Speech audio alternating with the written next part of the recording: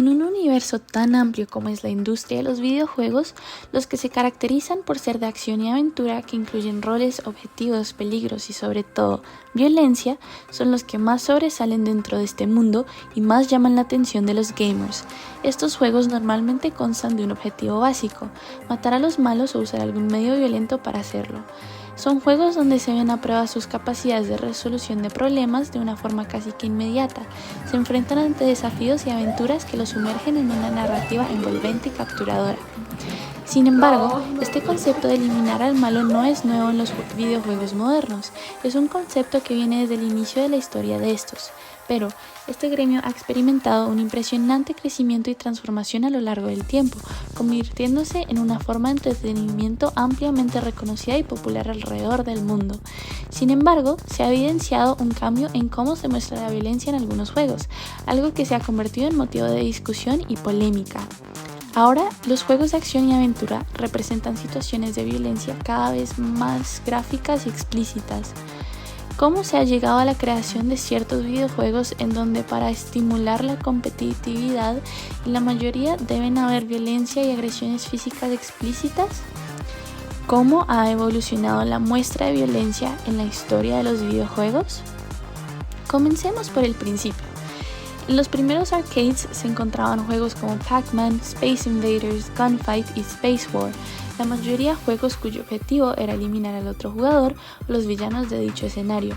Luego, con la invención de las versiones caseras de juegos como Pong, poco tiempo después comenzaron a llegar las consolas para múltiples juegos a los hogares, al mismo tiempo que seguían evolucionando los conceptos, gráficas y formatos de los videojuegos. Todos los juegos que estaban disponibles en ese entonces, los fines de los 70, eran de tipo de guerra o como Space Invaders. No había juegos que todos pudieran disfrutar, especialmente no había ninguno para mujeres. Quería hacer un juego cómico, que ellas pudiesen disfrutar, dijo en su momento Toru Iwatani, creador del juego Pac-Man.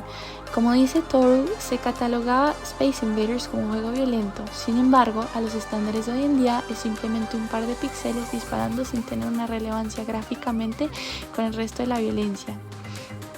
El primer juego que se volvió popular con gráficas en 3D se llama Doom. Por muchos, este juego es considerado uno de los juegos de shooter en primera persona más importantes de la historia. Versiones de este juego, claramente actualizadas, todavía existen para todas las consolas hoy en día. Por medio de un juego como Doom, que ha ido evolucionando desde su creación en 1993 al día de hoy, podemos evaluar cómo ha ido cambiando la muestra de violencia en juegos como los shooters. En su primera versión, el objetivo era matar a los demonios que estaban invadiendo la Tierra, luego bajar al infierno y matar a las criaturas hasta llegar al malo supremo que orquesta la invasión. De por sí, las criaturas mostradas en esta primera versión cumplen su propósito como monstruos, la clase que puede ser olvidados. Sin embargo, a medida que ha evolucionado el juego, también evolucionan las gráficas.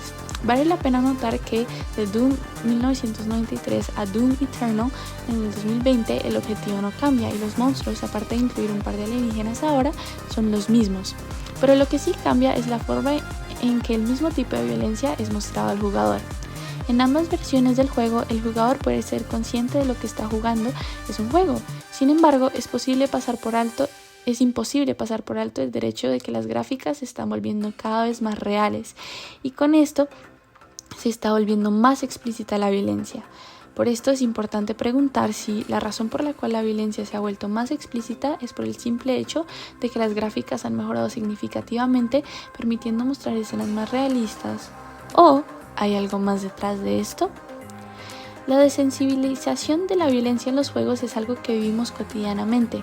El ser humano cada vez es más difícil de sorprender o indignar.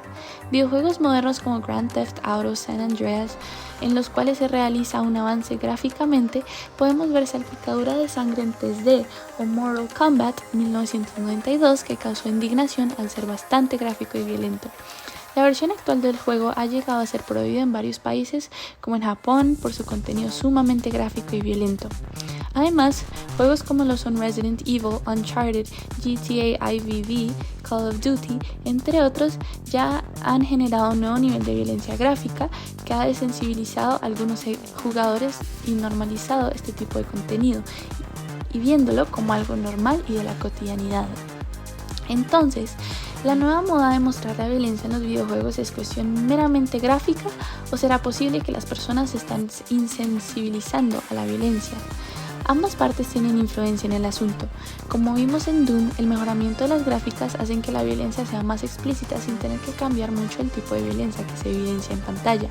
Sin embargo, solo porque las gráficas dan para tener imágenes más realistas y dan espacio para que la violencia sea más explícita, no significa que este sea el único causante. También es válido tomar en cuenta el rol que juega la desensibilización hacia la violencia gráfica que existe en el mundo de los videojuegos.